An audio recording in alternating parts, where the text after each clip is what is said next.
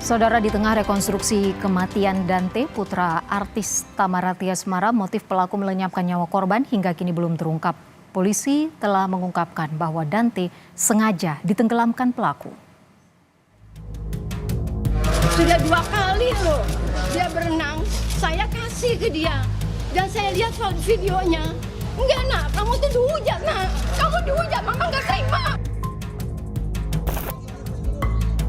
Kematian putra artis Tamara Tiasmara masih menyisakan tanda tanya besar. Motif pembunuhan Raden Adante Halif Pramudityo atau biasa dipanggil Dante pun terus didalami polisi. Alasan tersangka Yuda Arfandi yang merupakan kekasih Tamara melakukan tindakan keji itu belum diketahui. Sejauh ini sejumlah saksi sudah diperiksa, termasuk guru Dante dan ahli olahraga. Usai pemeriksaan, guru Dante sempat menyatakan bahwa sejak awal Dante tampak ketakutan dan tak percaya diri saat mengikuti sesi pembelajaran renang di sekolah.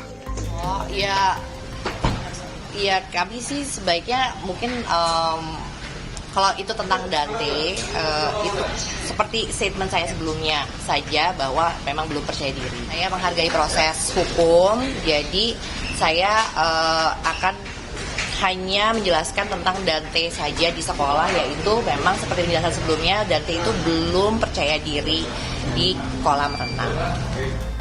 Sementara Tamara menyebut putranya tidak memiliki persoalan dalam hal berenang. Keterangan serupa diungkapkan sang nenek yang merupakan ibu Tamara. Itu Dante renang, gitu. Kalau Dante takut renang, mungkin diliatin air aja itu anak pasti udah nangis gitu. Itu Dante bisa renang, mungkin karena pihak sekolah itu tidak tahu update terbarunya Dante. Karena memang di sekolah saya jarang masukin kalau ada kelas renang. Karena apa? Karena kalau pulang dari sekolah renang itu pasti pilek. Habis pilek pasti demam. Itu makanya saya nggak masukin Dante kalau ada kelas renang. Ya kan saya jadi percaya sama dia. Sudah 2 kali loh dia berenang, saya kasih ke dia. Dan saya lihat videonya. Enggak nak, kamu tuh dihujat nak. Kamu dihujat, mama nggak terima. Dia udah kehilangan anak, tau nggak? Dia udah kehilangan anak, kalian hujat semua. Kasus kematian Dante begitu menarik perhatian publik. Berawal dari viralnya informasi tentang tragedi yang menimpa putra artis Tamara Tiasmara yang kemudian berkembang menjadi pengungkapan kasus pembunuhan berencana. Dugaan kejanggalan penyebab kematian Dante yang dirasakan sang ayah, Angger Dimas kemudian membuka satu persatu tabir dari kasus ini.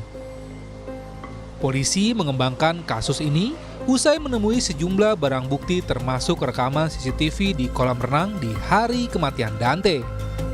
Dari rekaman CCTV terungkap bahwa Dante dimenamkan ke air sebanyak 12 kali oleh tersangka Yuda Arfandi.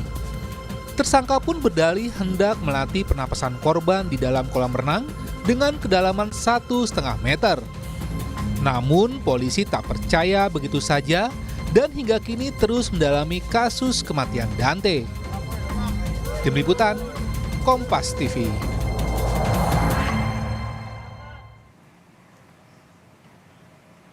Saudara, di tengah rekonstruksi kematian Dante, putra artis Tamara Tiasmara, motif pelaku melenyapkan nyawa korban hingga kini belum terungkap. Apakah rekonstruksi ini bisa mengungkap motif pelaku? Untuk membahasnya sudah bergabung bersama kami pakar psikologi forensik, Mas Reza Indragiri. Selamat siang, Mas. Selamat siang, Mbak Ivo. Mas Reza, bagaimana Anda melihat keanehan atau kejanggalan saat pelaku atau tersangka Yuda ini mengecek atau melihat-lihat CCTV sebelum ia berusaha untuk membenamkan korban? Di media online saya baca bahwa disebut-sebut tersangka ini akan dikenakan pasal pembunuhan berencana. Berarti kata kuncinya adalah berencana. Nah, bagaimana gerangan psikologi forensik membuktikan apakah sebuah tindakan jahat itu berencana atau tidak berencana? Adalah dengan mengecek ada tidaknya 4 unsur di kepala tersangka, yaitu target, insentif, sumber daya, dan resiko. Hitung-hitungan di atas kertas Kalau 4 unsur itu ada di kepala pelaku kejahatan, maka sah sudah aksi kejahatan yang dia lakukan bisa dianggap sebagai kejahatan berencana. Kalau bingkai teori ini kita gunakan untuk mereka-reka atau menganalisis apa yang sesungguhnya tengah dilakukan oleh tersangka ketika tengok kanan, tengok kiri sedemikian rupa, maka kita memiliki dasar untuk menduga itulah bentuk pengendalian tersangka ketika berbicara tentang unsur resiko. Bahwa sekali lagi setiap pelaku kejahatan yang berencana harus melakukan kalkulasi terhadap sekian banyak hal, termasuk resiko, yaitu memahami perbuatannya akan mendatangkan resiko hukum tertentu, maka pelaku kejahatan sudah barang tentu harus sejak dini mengelola kemungkinan atau resiko itu. Caranya misalnya dengan menghilangkan barang bukti, merusak TKP, mempengaruhi para saksi, dan seterusnya, dan seterusnya. Nah, celingak-celinguk, sekali lagi, patut kiranya untuk ditafsirkan sebagai cara tersangka untuk mengantisipasi, bahkan mungkin untuk menghilangkan kemungkinan adanya resiko yang muncul akibat aksinya terekam oleh CCTV. Baik, rekonstruksi hari ini kan digelar di 2 lokasi ya, Mas Reza, di Polda Metro Jaya dan juga di kolam renang. Di Polda Metro Jaya tadi pada tahap awal Tamara seolah enggan untuk berinteraksi langsung dengan tersangka, tidak mau melihat sama sekali. Tamara juga sempat terlihat menangis saat memperagakan adegan saat di mobil. Lalu di kolam renang juga Tamara terlihat tidak dekat posisinya dengan tersangka Yuda. Bagaimana Anda melihat reaksi atau emosi dari Tamara ini? Saya tidak berada di lokasi rekonstruksi, jadi saya tidak tahu sesungguhnya ada dinamika perilaku dan proses mental seperti apa yang ada pada pihak-pihak yang menjalani rekonstruksi tersebut. Tetapi saya melihatnya bahwa sebagai pihak eksternal, saya sudah barang tentu tidak boleh a priori, tidak boleh ke kiri dan tidak boleh ke kanan. Atas dasar itu, saya tetap membuka diri terhadap 2 kemungkinan yang bisa saja dialami oleh semua pihak yang tersangkut dengan kasus ini.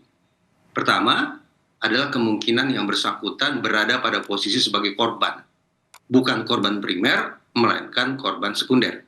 Korban primer adalah Ananda Dante, yang secara langsung berhadapan-hadapan dengan pihak yang telah memviktimisasinya. Sementara korban sekunder adalah pihak yang tidak berhadapan secara frontal dengan pelaku, tetapi dia memiliki pertalian emosikah, pertalian darahkah yang sedemikian lekat dengan korban primer, sehingga korban sekunder pun ini bisa merasakan kesedihan, bisa merasakan ketakutan, bisa merasakan perasaan-perasaan negatif lainnya, sebagaimana yang juga dialami oleh korban primer. Ini kemungkinan pertama, bahwa seseorang berada pada posisi sebagai korban, spesifik korban sekunder. Kemungkinan yang kedua adalah yang bersangkutan berposisi sebagai orang yang terlibat dalam aksi, pembunuhan itu sendiri. Seberapa jauh perannya, apa kontribusinya dalam sebuah aksi kejahatan itu, tentu saja ini yang harus dibuktikan oleh pihak kepolisian.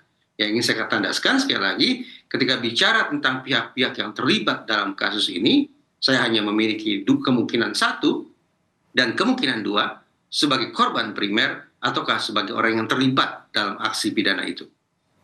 Jadi jika polisi memang sebelumnya belum mampu mengungkap motif pelaku ini, apakah menurut Anda, Mas Reza, melalui rekonstruksi ini bisa terungkap motif pelaku membunuh korban?